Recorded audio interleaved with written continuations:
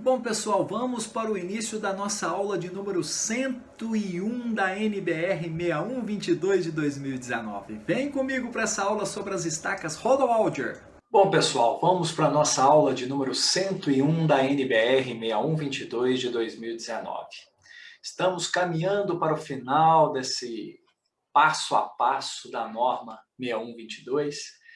Meu nome é Christian Porcino, quem está aí acessando a primeira vez. Temos atrás dessa aula de número 101, são 100 aulas passando passo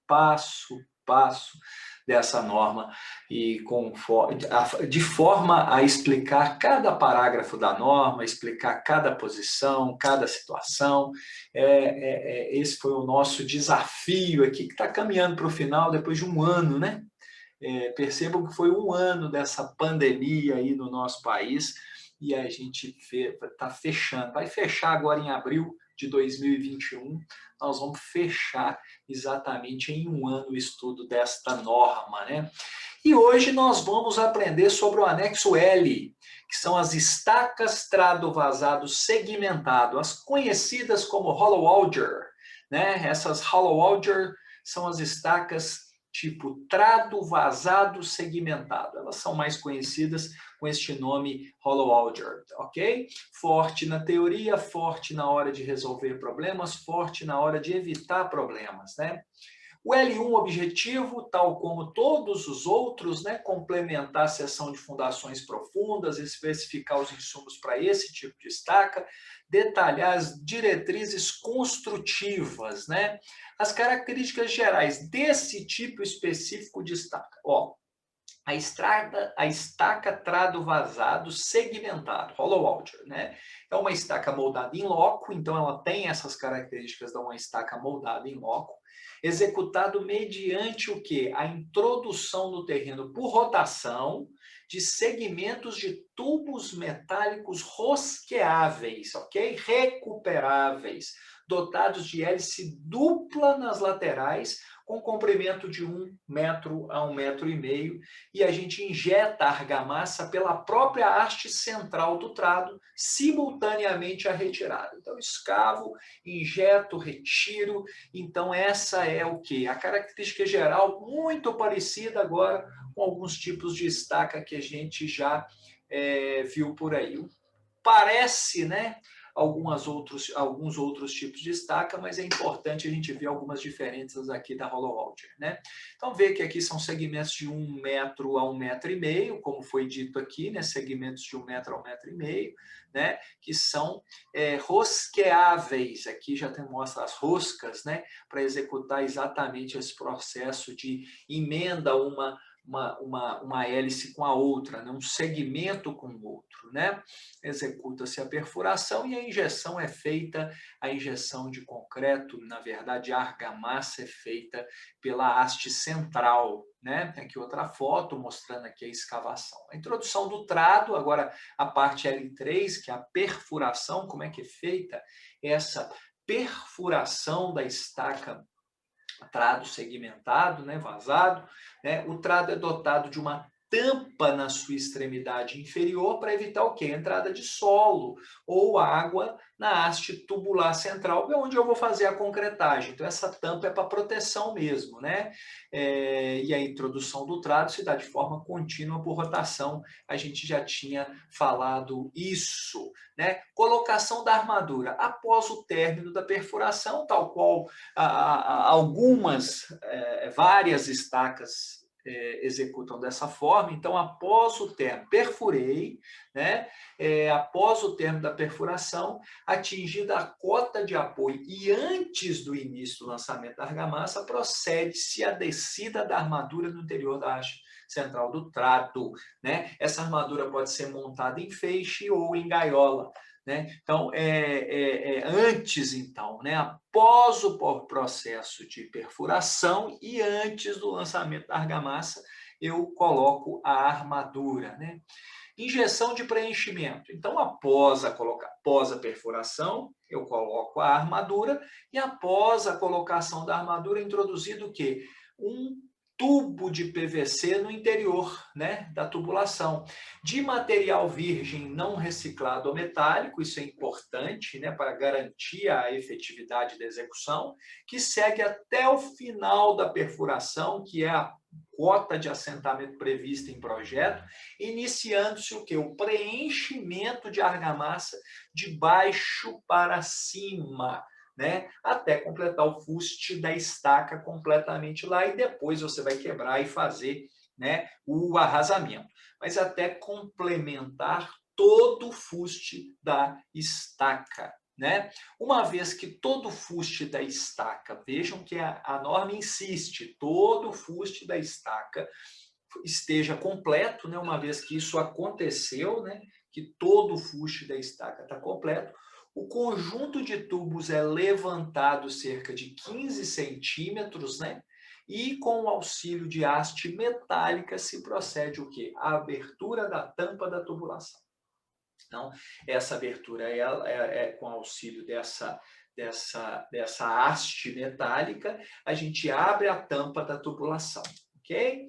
Aqui um destaque que é importante a gente ir lá naquela tabela 4, que tem todas as estacas moldadas em loco e tubulões estão ali naquela tabela 4. Aquela tabela 4, essa tabela 4, a gente traz ela sempre de volta para a gente ver algumas características que são os parâmetros de dimensionamento, né? Mostrando aqui, né, o anexo, né, de referência, o L, né, mas mostrando algumas características importantíssimas, né, vamos falar assim, dessa estaca, né, importantíssimas dessa estaca. Tal como, por exemplo, né, o concreto mínimo, né, toda a referência necessária para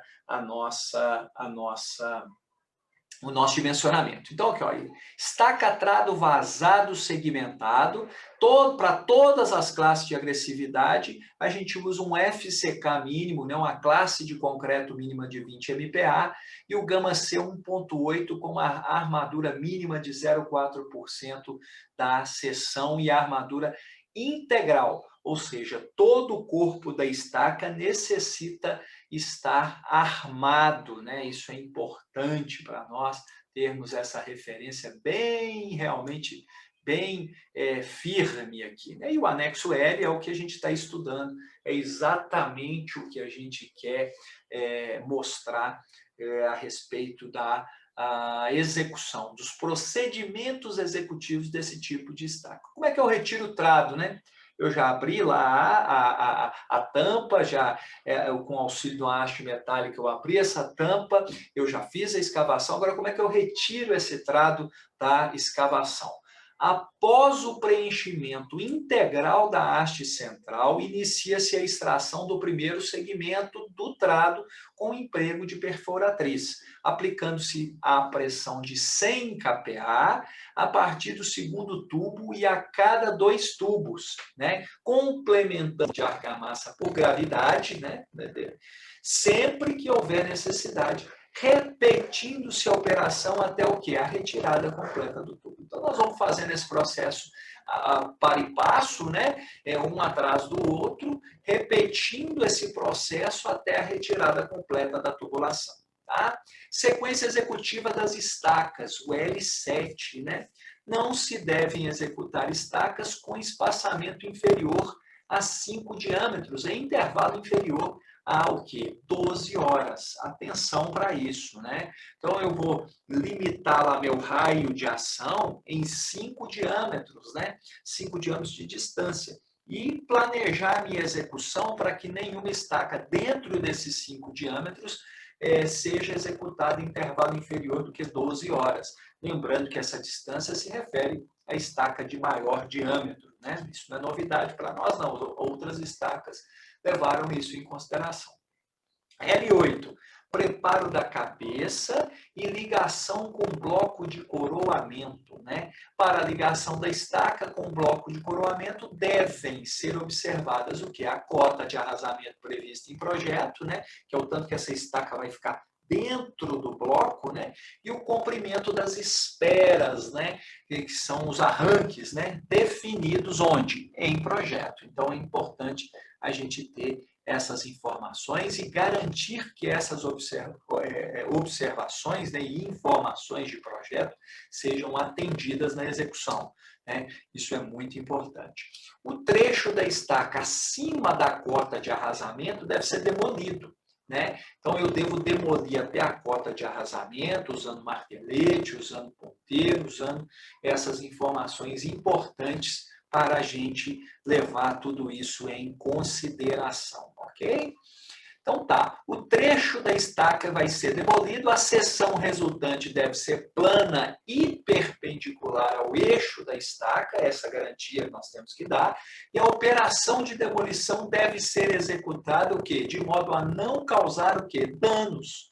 Então, esse arrasamento, eu não posso executar ele de forma bruta, a ponto de causar danos na estaca que continuará lá sem ser demolida, né? A parte de baixo do arrasamento não pode ser danificada, né? Na demolição podem ser utilizados o quê? Ponteiros ou marteletes, potência menor do que 1000 watts, né, para seções de quê? Até 900 centímetros quadrados. Então, até 900 centímetros quadrados, eu posso usar ponteiro ou martelete leve, que são aqueles com potência menor do que 1000 watts. Né? O uso de marteletes maiores fica limitado a estacas maiores, com seções superiores a 900 centímetros quadrados. Então, até isso tem que estar no meu planejamento executivo, né? E já previsto em norma. Né? O acerto final do topo das estacas demolidas deve ser sempre efetuado com o uso de ponteiros ou ferramenta de corte apropriada. Né? Caso haja argamassa inadequada, no caso desse tipo de estaca é argamassa, né? Abaixo da cota de arrasamento, o trecho deve ser demolido e recomposto, mesmo abaixo do arrasamento. Se eu perceber que a argamassa é inadequada, tem características de baixa resistência, eu vou demolir e vou recompor esse comprimento de argamassa inadequada. O material a ser utilizado nessa recomposição deve apresentar resistência não inferior à da argamassa da estaca. Isso é importante também. No caso de comprimento de arranque inferior ao do projeto, eu preciso complementá-lo. Eu posso executar esse complemento, né, com uma emenda trespasse, conforme a BNT 6118, que é a norma de concreto, ou, eu, se caso necessário, eu posso demolir e refazer esse comprimento de arranque, né, e respeitando esse comprimento de projeto. Né. Como deve ser essa argamassa da Rollo-Alger, né, desse tipo de estacas, né, desse tipo de estaca? A argamassa deve ser utilizada, né, a ser utilizada deve ter FCK maior ou igual a 20 MPa. Maior ou igual a 20 MPa, tabela 4, a gente já viu para as 4 classes de agressividade tem que ser maior do que 20 MPa, não tem uma distinção igual outros tipos de estacas vai ter, né? E tem, né? E deve satisfazer o quê? As seguintes exigências: consumo de cimento igual ou superior a 600 quilos por metro cúbico. Então, no traço dessa argamassa, o consumo mínimo de cimento é 600 quilos por metro cúbico, né? Consumo alto.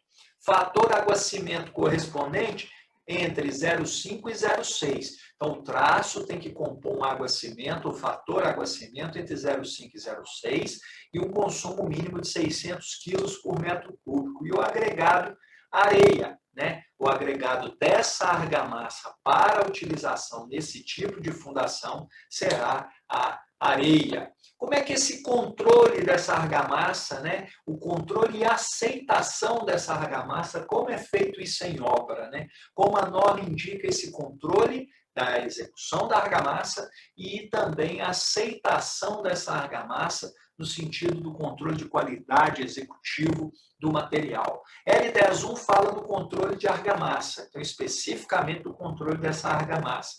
A argamassa utilizada para montagem de corpos de prova deve ser coletada, olha como é importante, a partir da mangueira de injeção, né, da argamassa, na boca da estaca e em execução. Então, você não deve pegar lá no reservatório, você não deve pegar a primeira dose, você pega na boca da mangueira para você ter uma amostragem fidedigna do material que você está usando.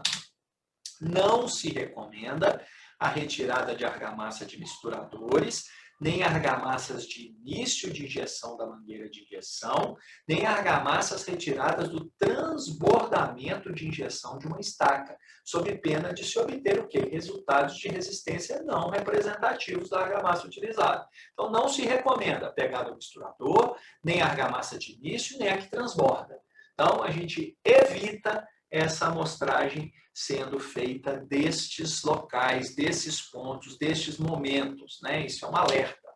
Retirar 4 corpos de prova a cada 5 estacas. Então, eu tiro 4 corpos de prova a cada 5 estacas executadas, sendo ensaiadas a compressão simples aos 7 e 28 dias. Okay? A resistência à compressão em corpos de prova, então, controle de aceitação, né, L10-2, a resistência à compressão em corpos de prova, moldados conforme o item 7.3, moldagem dos corpos de prova, da ABNT-NBR 5738, que é a NBR concreto, procedimento para moldagem e cura de corpos de prova. Eu vou pegar essa norma, que é uma norma de referência à norma de fundações, é a norma que nos ensina a moldar corpos de prova, e no item 7.3 dela, especificamente, nos mostra como moldar esse corpo de prova, que eu estou coletando a amostra de argamassa. Considerando-se para fins de adensamento a maior classe de consistência, né? Os ensaios de compressão dos corpos de prova devem ser realizados conforme a ABNT específica 5739, norma brasileira, Associação Brasileira de Normas Técnicas, norma brasileira 5739, que é a concreto, ensaio de compressão de corpos de prova cilíndricos, que é o padrão brasileiro, né? São os corpos de prova cilíndricos, né? Aqui uma coisa interessante, tá? Que a gente sempre alerta, né? Podem ser usados aditivos plastificantes, podem, super plastificantes também, incorporadores de ar, aceleradores e retardadores, desde que atendam às ABNT-NBR 10.908 e a 11.768. Um detalhe que, na época desta efetivação dessa norma, da promulgação dessa norma, a 10.908 ainda existia, mas ela foi cancelada, né? Ela foi cancelada na sequência, foi em outubro de 2019, e foi substituída, né, pela 11.768, dígito 3, né? Isso é importante, né? A gente destaca isso, que as normas da referência normativa, do capítulo de referência normativa desta norma, são as normas em vigor na promulgação desta norma. Nós precisamos sempre estar atentos às revisões, às novas, aos cancelamentos, para que no dia que a gente estiver aplicando a norma, a gente tenha as normas mais atuais em mãos. Isso a gente consegue fazendo como? Acessando o site da ABNT, e o site da ABNT, lá no seu catálogo, né? No catálogo do site da ABNT, nós conseguimos consultar quais as normas mais atuais, qual é a versão, qual é a revisão, se uma foi cancelada, e lá se está cancelada ele fala cancelou, e agora está valendo a outra. Então, tudo isso é uma informação importante para a gente buscar no site da ABNT. Ok? Mesma coisa acontece com a 11.768, que ela foi cancelada, e as informações, né, de aditivos químicos para concreto de cimento em Portland estão na parte 2 da nova 11.762, né, que fala sobre esses ensaios de desempenho, dos aditivos, quais são as informações necessárias para se obter. É permitido o uso de agregados miúdos artificiais. Então, lembra lá que o agregado era areia, mas em substituição à areia natural, nós podemos usar como agregado miúdo os artificiais, desde que atendamos a norma 7211, agregados para concreto, que tem as suas especificações. Tá? Então, eu posso substituir a areia por um agregado miúdo artificial, desde que eu atenda a essa norma em específico, né, que é a 7211. Por fim, os registros da execução. O que eu preciso deixar como controle de qualidade? Qual é o meu databook? Quais são aquelas informações que a norma me exige por causa do deve? Deve ser preenchido o boletim de controle de execução diariamente para cada estaca. Aqui é bem claro, todas as estacas precisam apresentar os seus registros de execução, devendo conter não somente, mas no mínimo, essas informações. Se tem alguma informação que eu julgue pertinente para compor meu boletim de controle de execução, eu vou colocar essa informação lá, tá bom? Identificações gerais, obra, local, nome do operador, executor, contratante, tudo isso lá em algum local do meu boletim, né? Características dos equipamentos de perfuração e injeção, tudo isso bem característico, né? Identificação da estaca, diâmetro, nome ou número conforme projeto de fundação. Isso é realmente importante, né? Data e horário de início e fim da execução da estaca é muito importante. Data e horário de início e fim da injeção da argamassa na haste central, né? Diâmetro do revestimento e nominal da estaca executada. Então, eu tenho o diâmetro de revestimento e o diâmetro nominal da estaca, né? Isso é importante. Cota do terreno na posição da estaca é importante para alguma verificação futura em comparação com as cotas da sondagem SPT. Comprimento executado da estaca, né? Isso é importante. Comprimento injetado da estaca pode ser que não seja o mesmo, né? Desaprumo e desvio de locação, se houver algum desaprumo e algum desvio na locação prevista em projeto. Consumo de materiais, ou seja, quanta armadura que eu coloquei, argamassa, por estaca. Então, cada estaca eu tenho que apresentar o consumo de materiais exatamente para termos essa informação guardada. Pressão aplicada sobre a argamassa, né? Qual foi essa pressão? Lembra lá dos 100 kPa, toda essa história, eu preciso anotar qual foi a pressão aplicada sobre a argamassa. Observações relevantes, aqui entra aquela história, né? Tudo que eu achar que é relevante, pertinente, eu vou anotar, eu tenho que ter um campo para observações relevantes. Nome e assinatura do executor, né?